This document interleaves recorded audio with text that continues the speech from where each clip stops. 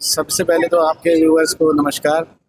आज जैसे world heat action day 2 जून को मनाया जाता है। बेसिकली जो मैंने अभी बताया भी, जो मरीज़ों को बताया कि जो ज़्यादा गर्मी वाले दिन होते हैं, जो जिसमें लू चलती है, उन दिनों के बारे में थोड़ा सा समझाया गया कि उनके बारे में, उनसे रोकथाम कैसे की जाए, अगर किसी को लू लग जाए तो उसके लिए क्या करना है और अपने नज़दीकी स्वास्थ्य केंद्र में दिखाना है, उससे बचने के तरीके, बस यही बताया जाता है ताकि मरीज़ ज़्यादा से ज़्यादा जागरूक रहे। तो इसमें जो है क्या बचाव के क्या वो देखिए, ज़्यादा से ज़्यादा पानी पीना चाहिए, थोड़े ढीले कपड़े पहनने चाहिए, और जो एक्सट्रीम हीट वाला टाइम होता है उसमें जितना हो सके, मैं ये तो नहीं कहूँगा कि बिल्कुल वो काम के लिए रेस्ट दें, क्योंकि वो सबके लिए संभव नहीं होता, पर जितना हो सकता है वो उससे बचें, ठीक है ना, क्योंकि उससे फिर किसी तरह की कोई दिक्कत ना हो। और ख़ास तौर पे बुज़ुर्गों की और बच्चों के लिए भी समझाया गया कि उनको इससे ज़रूर बचा के रखें। हीट स्ट्रोक से क्या क्या नुकसान हो सकते हैं? स्ट्रोक से अभी बताया था, बुखार हो सकता है और चक्कर आ सकते हैं। ऑल्टर्ड सेंसोरियम बताया था, जैसे कि सर दर्द वगैरह कई चीज़ें हो सकती हैं। तो बेसिकली बचाव है इसका तरीका, ठीक है ना। धन्यवाद। हीट स्ट्रोक वीक होता है। इस समय पे पूरे हफ्ता जो तापमान होता है वो ज़्यादा डिग्री पर ही रहता है। 40 से 50 डिग्री का तापमान देखा जाता है, जो कि 45 से 50 तक रहता है। जो शहर होते हैं वहाँ पे इंडस्ट्री, फैक्ट्री और प्रदूषण के कारण बहुत ज़्यादा टेम्परेचर देखा जाता है, तापमान ज़्यादा ही रहता है।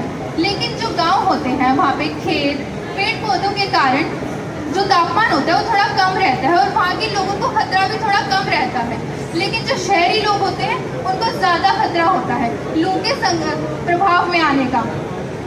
जो पिछले साल है, जो पिछले 10 सालों में तापमान बढ़ा है, अब जो 2024 था उसमें सबसे ज़्यादा देखने को मिला था। 2024 में कुल 181 यानी कि 191 दिन लू रही थी। जो पिछले साल लू के केस देखे गए थे वो 40,000 तक देखे गए थे, वो भी केवल सिर्फ 17 जिलों में, 17 राज्यों में। तो इतने ज़्यादा केस देखने को मिले गए थे, जिसका कारण क्या है, तापमान बहुत ज़्यादा बढ़ रहा है। इस बढ़ते तापमान की वजह से हमें दिल, दिमाग और गुर्दे की बीमारी और उस पर बहुत ज़्यादा गहरा असर भी हो सकता है। जो तापमान है इससे पानी और बिजली की समस्या भी देखने को मिली है।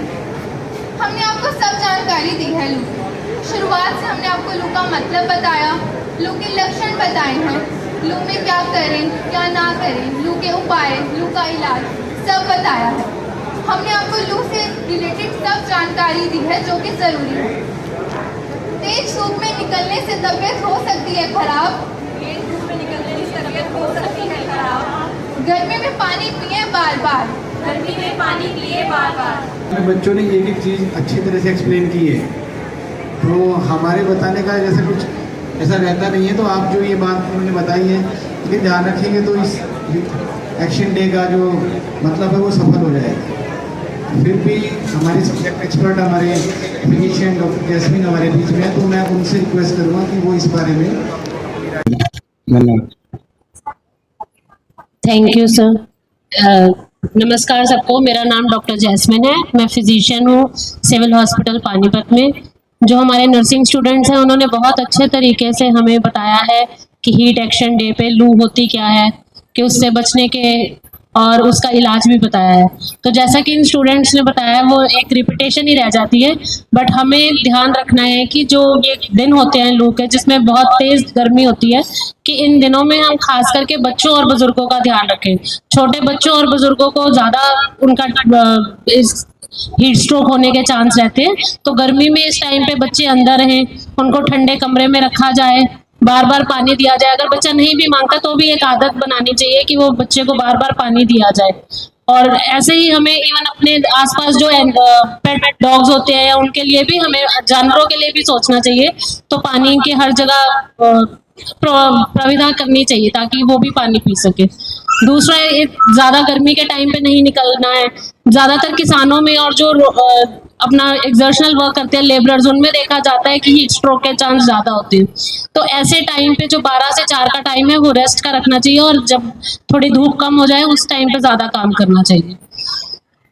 और अगर किसी को ऐसे लक्षण है कि गर्मी में बुखार आ रहा है, चक्कर आने, अपने ऑल्टर्ड सेंसोरियम जिसको बोलते हैं कि सही ढंग से बात ना करना, ऐसे किसी को फीचर्स आते हैं और आपको कारण नहीं पता है तो तुरंत उसको अस्पताल में लाके उसका इलाज करवाया जाए।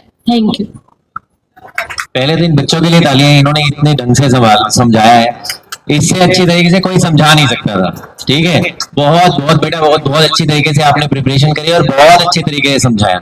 ठीक है, और मेरे को ये लगता है इसके बाद मैं तो रिकमेंड करूंगा कि बच्चे ही आगे आने वाले समय में लोगों को, जो दूसरे हमारे डेज होते हैं तो हम चाहेंगे कि आप इन्वॉल्व हों। ठीक है, मैं तो आपको क्रेडिट जाता है, आपके इंचार्ज हैं उनको क्रेडिट जाता है मैम, बिल्कुल बहुत बढ़िया। तो यहाँ जो लोग बैठे हैं हमारे साथ में, बहुत अच्छी तरीके से डॉक्टर जैस्मिन ने भी बहुत अच्छी तरीके से समझाया और बच्चों ने भी बहुत अच्छे से समझाया। तो हमारा जो एक्शन प्लान मेन तो ये है कि भाई दो कैटेगरी ऑफ पॉपुलेशन, एक तो जो थोड़े से वृद्ध हैं 60 साल से ऊपर या फिर जो भी, और बच्चे, इन लोगों को सबसे ज्यादा जो है हीट स्ट्रोक होने के चांसेस रहते हैं और ये वल्नरेबल पॉपुलेशन है, मतलब कि इनको बहुत परेशान हो सकते हैं हीट स्ट्रोक में। तो आपको सबसे पहले इनका ध्यान रखना है और सबसे इंपॉर्टेंट है पानी की कमी ना होने दें। ORS हर जगह अवेलेबल है, जो सबसे इंपॉर्टेंट है। अगर आपको दस्त लगते हैं, बुखार होता है तो उसके लिए आप हॉस्पिटल आएंगे। ठीक है, और हीट स्ट्रोक कभी भी किसी जगह पर हो सकता है, तो दिन के समय 12 से 4, जो बच्चों ने बहुत अच्छी तरीके से बताया, तो 12 से 4 जो है घर पे रहे। आज के बाद समझ में आया, हमारी छुट्टी करवाओ है। ठीक है, तो इसलिए मैं पहले तो इनका अप्लॉज करना चाहूंगा और डॉक्टर जैस्मिन का भी। हाँ, और अभी तो चलो यहाँ पर सेंट्रल AC है, लेकिन अगर आप बाहर भी हैं तो आप ध्यान रखिए कि पानी की कमी ना हो, ज्यादा से ज्यादा पानी पिए और जितना शेडो एरिया में रह सकते हो 12 से 4, जब जो हीट स्ट्रोक का टाइम है उस समय रहें तो सबसे इंपॉर्टेंट। ठीक है, thank you so much ji.